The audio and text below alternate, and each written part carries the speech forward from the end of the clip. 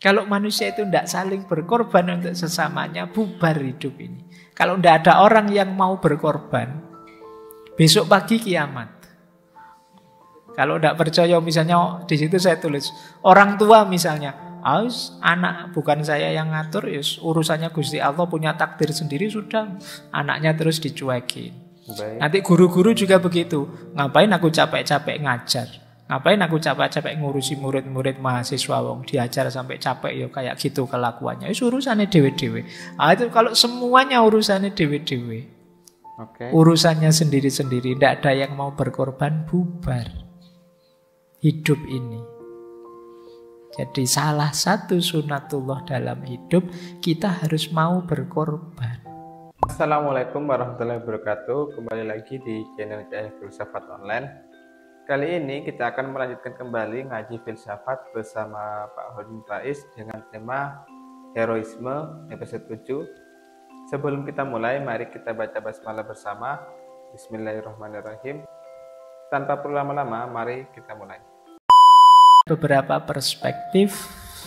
Yang pertama, ternyata ini ada pandangan heroisme itu, tindakan heroik, kepahlawanan dan juga altruis itu sunnatullah.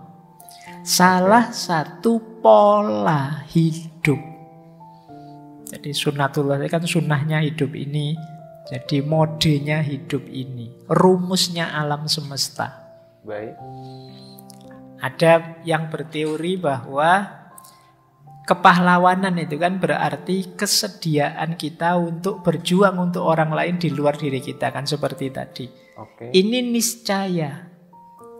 Alasannya apa? Yang pertama, Allah itu menciptakan manusia beda-beda. Jadi saya mampu filsafat, teman-teman mungkin ngertinya fisika. Ada yang ahli HP, ada yang ahli laptop, ada yang ahli masak, ada yang macam-macam, beda-beda kita. Baik. Kalau saling egois, tidak jalan hidup ini. Jadi yang ahli masak misalnya, ya sudah kamu tidak bisa masak, ya rasain sendiri, kamu tidak bisa makan. Saya bisa masak, makanya saya masak, saya makan-makan sendiri, makan urusanmu. Terus yang pintar masak ini terus HP-nya rusak. Minta tolong temennya, Mbok, saya dibenerin HP-ku. Ya sudah, saya bisa HP ya untuk saya sendiri, ngapain bantu kamu? Kamu kan sudah bisa masak, saya bisa HP. Ya sudah, urusan sendiri-sendiri. Kacau hidup ini. Kalau manusia itu tidak saling berkorban untuk sesamanya, bubar hidup ini. Kalau tidak ada orang yang mau berkorban, besok pagi kiamat. Kalau tidak percaya, misalnya di situ saya tulis, orang tua misalnya, anak bukan saya yang ngatur, urusannya Gusti Allah, punya takdir sendiri, sudah. Anaknya terus dicuekin. Baik. Nanti guru-guru juga begitu. Ngapain aku capek-capek ngajar? Ngapain aku capek-capek ngurusi murid-murid mahasiswa, wong diajar sampai capek ya kayak gitu kelakuannya. Urusannya dewe-dewe. Itu kalau semuanya urusannya dewe-dewe. Urusannya sendiri-sendiri, tidak ada yang mau berkorban, bubar hidup ini. Jadi salah satu sunatullah dalam hidup, kita harus mau berkorban. Baik. Ngaji seperti ini apa bisa jalan kalau semuanya tidak mau berkorban? Saya tidak mau capek, Pak. Saya tidak mau repot, Pak. Apalagi saya, kalau saya tidak mau repot, bubar. Saya tidak mau, sudah. Kalau semua serba tidak mau, bubar. Justru hidup ini nyaman ketika orang saling ngalah, saling mau berkorban. Jadi tidak apa-apa, wes saya yang ngurusi ini ya, nanti kamu yang ngurusi bagian itu. Kamu rugi waktu, saya rugi tenaga, tidak apa-apa ya. Nanti teman kita yang satu itu rugi biaya, kita sama-sama berkorban. Tapi kan hidup kita nyaman. Baik. Nah, nanti ada yang membuktikan kenapa sih heroisme itu bagian dari sunnatullah. Bahkan binatang-binatang pun banyak yang melakukan tindakan heroik. Di situ dicontohkan misalnya kelelawar jenis vampir. Kelelawar jenis vampir itu, meskipun kita sering bikin film itu betapa sadisnya vampir itu, tapi dia sebenarnya sangat sosial, sangat peduli. Jadi kelelawar itu bisa menghisap darah di mana, kemudian diberikan pada teman-temannya, spesiesnya yang tidak kebagian makan. Oke. Dan itu otomatis. Mereka tidak butuh diceramai, tidak butuh ustadz untuk nasihati. Mereka otomatis melakukan itu. Dari aspek ini kita kalah sama vampir. Baik. Jenis kelelawar tadi. Ada lagi jenis tupai tanah itu. Dia ini sering memperingatkan, itu terjemahannya salah. Maksud tupai memperingatkan orang lain, memperingatkan tupai yang lain. Ketika ada pemangsa datang. Jadi kalau dia tahu ada pemangsa, itu dia akan memberi kode teman-temannya semua yang lain. Meskipun dengan dia memberi kode itu resikonya dia duluan yang dimangsa oleh pemangsa itu. Tapi teman-temannya yang lain selamat. Nah, ini juga contoh.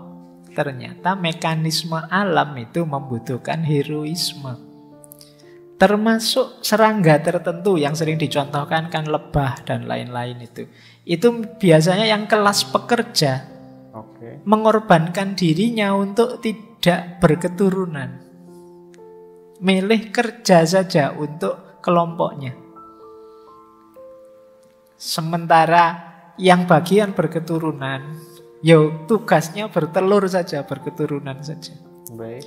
Bayangkan kalau pekerja-pekerjanya mogok, misalnya minta UMR-nya naik misalnya. Itu bisa dunia lebah kacau balau itu. Tidak dapat makan yang lain. Tapi dia berkorban, tidak berketurunan. Dia berkorban hidup hanya untuk kerja saja demi masyarakatnya. Oke. Nah ini contoh-contoh. Ternyata mekanisme alam itu secara sunatullah memang membutuhkan pengorbanan-pengorbanan, membutuhkan tindakan-tindakan kepahlawanan. Baik. Nah, perspektif selanjutnya, kalau tadi ada sunatullah, ada pandangan heroisme itulah sejatinya manifestasi dari kesadaran di level cinta. Oke. Tidak mungkin orang berbuat pada yang lain tanpa pamrih kalau dalam dirinya belum ada kualitas cinta. Baik. Karena sebelum cinta itu isinya pamrih-pamrih, keinginan-keinginan, kebutuhan-kebutuhan sendiri. Ikhlas demi orang lain itu adanya di level cinta ini. Oke. Tadi kan disebut heroisme yang ada pamrihnya belum heroik. Berjuang lumayan, nanti kalau menang saya bisa jadi pejabat. Ini tidak heroik namanya kan. Kenapa? Karena ada pamrihnya. Baik. Dia heroik karena tidak berpamrih. Satu-satunya keinginannya adalah demi yang lain. Dan ini kan karakter cinta yang sering kita jelaskan. Maka tindakan heroik yang sejati itu hanya mungkin dilakukan orang di level kesadaran cinta. Baik. Maka para pahlawan, para pejuang bangsa itu hakikatnya orang-orang yang sudah sampai pada tataran cinta. Cinta pada tanah airnya. Oke. Jadi ini perspektif yang lain. Teman-teman nanti bisa mendalami ini. Jadi kalau tadi heroisme itu sunatullah, heroisme itu juga mahabbah, cinta. Kalau pahlawan bangsa hubbul waton, cinta tanah airnya. Perspektif selanjutnya, tindakan kepahlawanan atau heroik itu adalah simbol orang yang bebas dari egonya. Oke. Perjuangan hidup paling berat itu kan perjuangan menaklukkan diri kita sendiri. Baik. Di antara buktinya orang sudah menang atas dirinya itu kemauan dan kemampuannya melakukan tindakan heroik, tindakan yang berorientasi yang lain. Baik. Tidak hanya memanjakan egonya sendiri.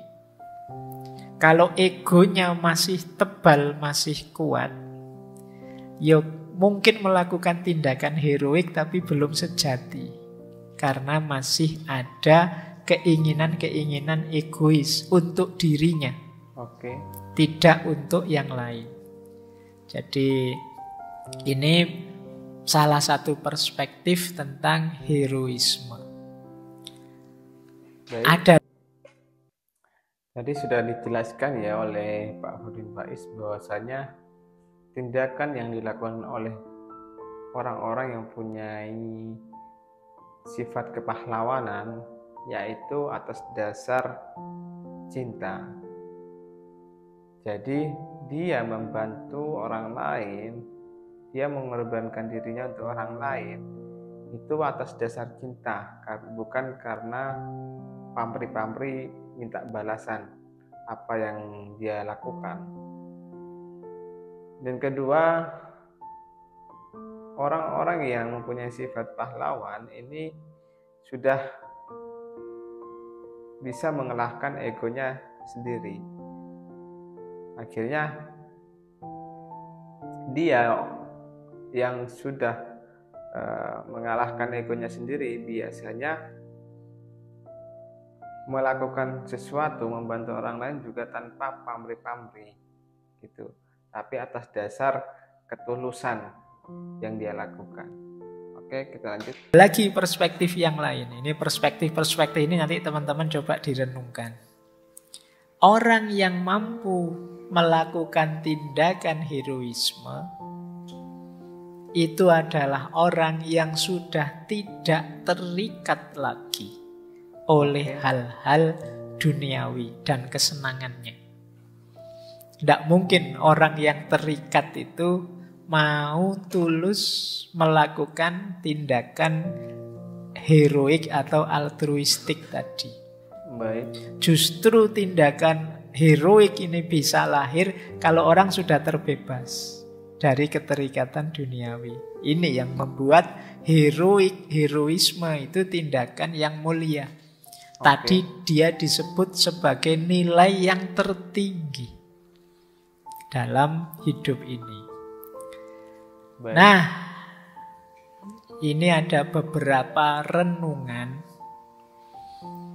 untuk kita pikirkan selanjutnya. Jadi ada tulisan yang judulnya Today's Hero. Baik. Pahlawan hari ini. Ayo direnungi ya. Yang pertama, ada pernyataan begini. Sebagian besar orang adalah pahlawan. Hanya saja untuk bidang tertentu, bidangnya masing-masing. Ya ndak selalu pahlawan itu misalnya pahlawan level nasional yang berjuang untuk negaranya.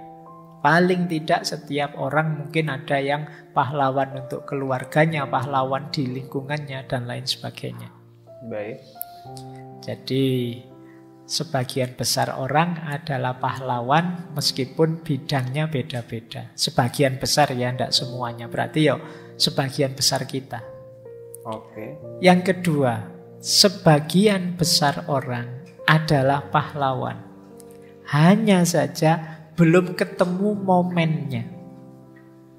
Oke. Nah, kalian tidak ketemu kesempatannya. Kalau ketemu kalian sebenarnya pahlawan kok.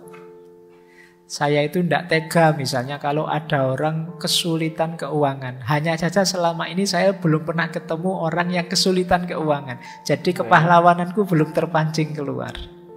Nah, semoga tidak. Jadi setiap orang pahlawan, hanya saja belum ketemu momennya. Tadi kan jenis pahlawan itu macam-macam.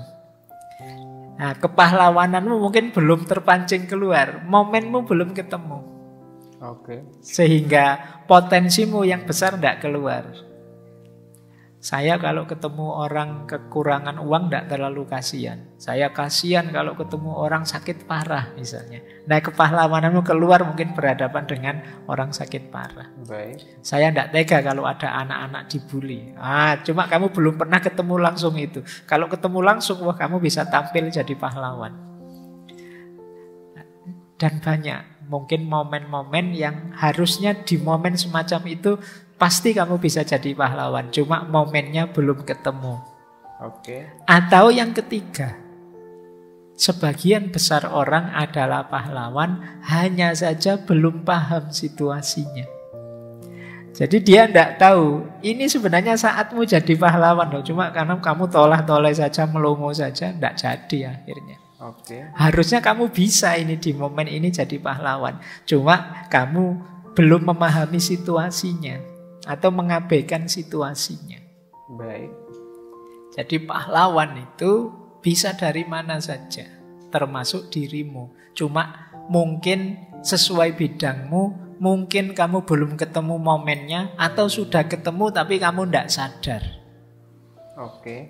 Nah, ini kamu catat baik-baik ya. Nggak, berarti kita semua berpotensi jadi pahlawan.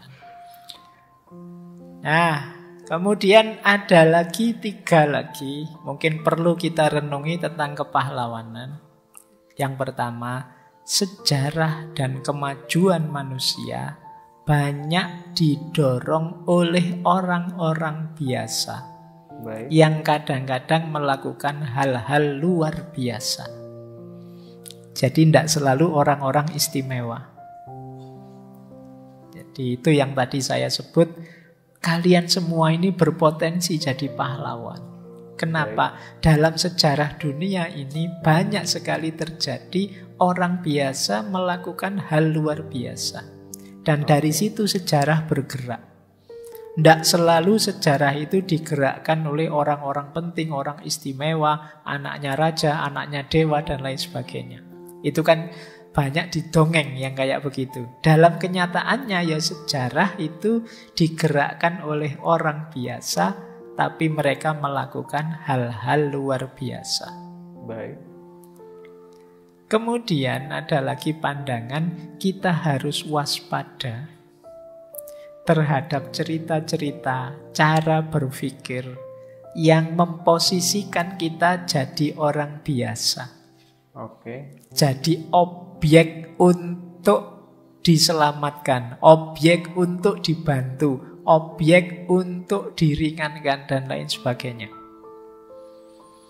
Ini membuat kita lupa tidak sadar tentang potensi kepahlawanan dalam diri kita. Baik. Kan sering orang-orang itu, ini saya atas nama rakyat loh.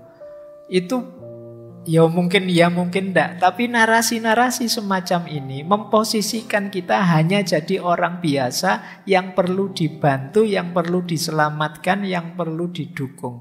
Oke. Padahal kita semua itu pahlawan. Kok ya dadak nunggu didukung, diselamatkan. Yuk kita selamatkan diri dan lingkungan kita masing-masing. Baik. Ini maunya pernyataan ini. Jadi jangan tertipu oleh narasi-narasi. Wah, saya ini apa Pak? Hanya remahan rengginang misalnya. Sering kalimat itu kamu pakai kan belakangan. Ah, saya ini orang kecil, saya ini orang biasa. Sehingga terus kita tidak terpikir untuk melakukan hal-hal luar biasa. Padahal mungkin kita mampu loh. Mungkin kita punya potensi untuk itu. Hanya saja kita tenggelam oleh narasi-narasi tadi. Sehingga kita menganggap kita itu orang kecil, saya bisa apa sih Pak? Ya pokoknya tugas saya ini nanti kuliah, terus kerja, terus punya anak, membesarkan anak, selesai lah Pak. Nah, padahal mungkin banyak potensimu yang lain yang harusnya bisa kamu bangkitkan. Oke. Terakhir, peningkatan kualitas hidup kita tidak hanya bisa dicapai dengan tindakan heroik atau luar biasa, tetapi lebih banyak dengan kinerja tugas biasa saja yang sederhana sehari-hari, serta tindakan kebaikan kasih sayang yang berkesinambungan. Jadi ini maksudnya, kita ini punya potensi kepahlawanan, meskipun tidak harus melakukan tindakan luar biasa yang drastis. Baik. Hidup ini justru bisa kita tingkatkan kualitasnya seringkali melalui tindakan biasa-biasa yang baik, yang utama, yang itu kontinu, istiqomah, dan dari situ kualitas hidup kita meningkat. Oke. Tidak harus kita angkat senjata membuat bandu runcing mau perang melawan siapa. Maunya sudah tidak ada. Tidak harus terus kita drastis melakukan kegiatan luar biasa kayak para superhero melawan Thanos dan lain sebagainya. Tidak harus begitu. Hidup yang real itu lakukan saja kebaikan-kebaikan dalam jangkauanmu secara kontinu, istiqomah. Dari situlah hidup ini meningkat kualitasnya. Baik. Jangan dibayangkan pahlawan itu levelnya hanya superhero, epic hero. Banyak juga yang level everyday hero. Biasa saja, tindakan-tindakan biasa, tapi efeknya besar. Karena kita lakukan dengan resilient tadi, dengan tangguh, dengan tabah. Nah, ini beberapa catatan ya untuk kita renungi tentang kepahlawanan. Baik. Ya mungkin besok diputar lagi pas Hari Pahlawan. Biar dapat perspektif baru. Nah, silahkan kalau ada teman-teman setelah ini ingin hidup sebagai pahlawan, mengambil heroisme sebagai gaya hidup. Baik. Tadi sudah ngerti batas-batas, ciri-ciri, jenis-jenis. Tentu saja sesuaikan dengan situasi dan kondisi teman-teman. Baik. Baik. Tadi sudah dijelaskan bagaimana